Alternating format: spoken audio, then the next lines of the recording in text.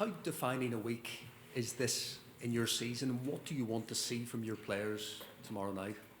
A performance that put us in the Champions League semi-final, and all the preparation has been to achieve that, and we have earned it. We have earned it for 10 months and everything that we did last season to start that journey in the Champions League after so many years, and tomorrow I have an unbelievable opportunity to make it happen. Okay, John Cross from the Mirror. Hello, Mikel. What's the atmosphere been like since Sunday? Is it a dressing room that's immediately determined to kind of put the record straight and embrace this challenge? What's it been like? I'll throw the game away, and the one that we played a few days ago, because regardless of that result, it's going to have no impact in what's going to happen tomorrow. Refocus and start to build the confidence, the trust, the understanding of the performance that we have to put tomorrow to beat them and be through in the tie. Okay, Samuel Mockbell from the Mail. Hi. Tomorrow night, do you instruct your players to take the emotion out of the occasion, or is it a case that you actually want them to use that kind of raw emotion to thrive in that hotbed of pressure? Emotion is needed in football, is tweaking it, tweaking and touching the right button in the right time for the team to be always stable, be hyped when it has to be hyped.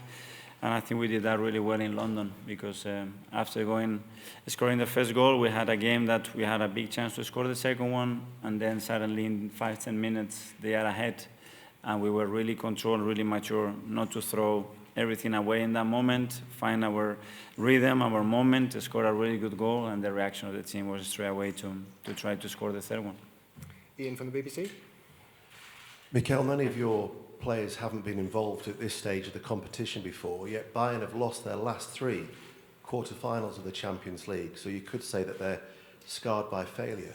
How do you approach it, and how do you alleviate the pressure from your players for such a big game? Well, as you said, most of our players, they haven't experienced a night like this, and it's going to be the first one, and they are super motivated, they are prepared, they feel confident. And it's something that tomorrow we're going to have to show against an opponent, as you said, that have this experience, but we want to make it happen. Mark from PA. Hi.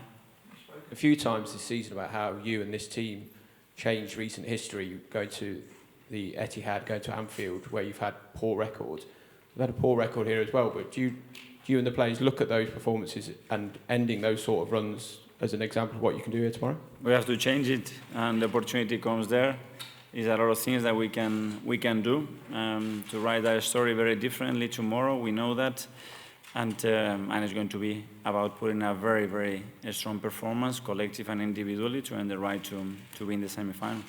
James from ESPN. Hi, Mikel. Do you think you can go for it here, or are we likely to see a more kind of disciplined performance like City away, where you try and stay in the game and it's more sort of cagey? Well, depending as well in their approach, for sure I want my team to be ourselves. Regardless of the stadium, sometimes you want to do certain things, the opponent doesn't allow you to do it, but we want very clear how we're going to play the game, where we want to play that game, and what is going to give us the best chance to win it. Gentleman in the glasses. Hi, Mikel. In Germany, everybody's talking about Xabi Alonso and Bayer Leverkusen and how they are dominating the league and were able to dominate Bayern. I would like to know, did you analyze Xabi's Leverkusen in order to prepare for the game tomorrow, and did you have the chance to speak to Xabi to ask him for some advices? Well, first of all, big congratulations to Xabi and Granit, because it was our play as well. So happy for them. I'm very impressed for what they've done. And I congratulate him, obviously, because we are good friends and because I'm really happy for them. But that's a different story. We don't face their competition regularly, and it's a Champions League tie, so the game is very, very different. Sam from the Telegraph. Hi, Mikel. Hi. Just ask you, if I can, about this slightly weird situation that seems to be brewing with Alex Zinchenko and the fans, and some of them even seem to jeer when he came off at the weekend, and it seems to be a thing that's sort of bubbling away. Are you aware of that? What do you make of it, and what would you say to any fans who doubt Alex? We love Alex, that is giving us so much. He has given us a lot, and is a player with different qualities, with an unbelievable courage to play football in any circumstances. And as we always demand, to stay with our players, give them support, because for sure they're going to perform better. Simon from the Standard. Mikel, when you've got people now saying this is the point where Arsenal faded last year, this is the point where they fade away, is that something that you block out from the team so they don't hear that noise, or do you say, look, this is what people are saying about you, prove them wrong? I cannot control that. I cannot take their phones, the TVs away, the people around them. We didn't lose anything last year because we didn't win anything. And first of all, you have to win it, and then maybe you can lose it. What we had is an unbelievable journey against the best team in the world here and in Europe in the last 7 years. And this is where we want to be, and we're not satisfied. We want to be better, and that's the level that we are competing with. So we'll try again our best till the last day to try to bring those cups and be successful. Jordan from the Sun. Hi, Mikel. Hi. How important is it to get the team right from the start? In the first leg, you brought off Kyrgios at half-time. There were some issues. Just how much have you been thinking about it, and how crucial is it that you get key positions right? Yeah, every game we will try to make the best possible decision regarding the moments that the players are in, the opponent, the scenario, a little bit considering every fact, and not only to start the game, but as well how the game can develop in relation to game state, and that's what we planned. Okay, Kai from Football London. Mikel, just following on from Sam's question about Alex, he's got 2 years left on his contract, sort of that time traditionally where you make a decision on the player's future. I just wondered, have you made any decisions on Alex's future? Now the decision is to be focused on the Champions League quarterfinals to be through tomorrow. Got a gentleman here. Hi, Mikel. Hi. Bukayo Saka and Martin Odegaard had some issues on the game against Aston Villa.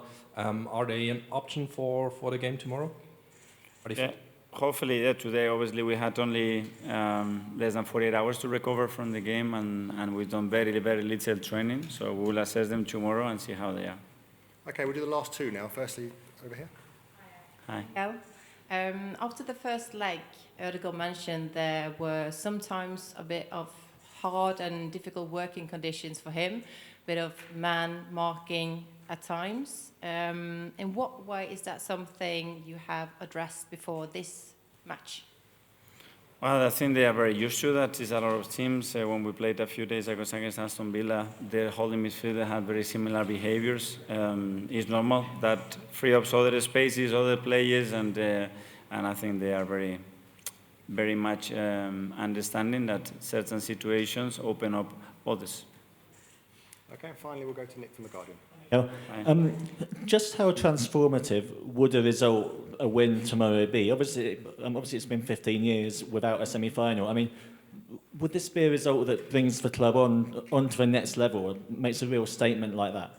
Absolutely, it would be unbelievable. If we make it happen tomorrow, we end the semi-final, we'll be in a really high emotional state, with something that we haven't achieved as a club for the last 15 or 17 years, and that's the opportunity.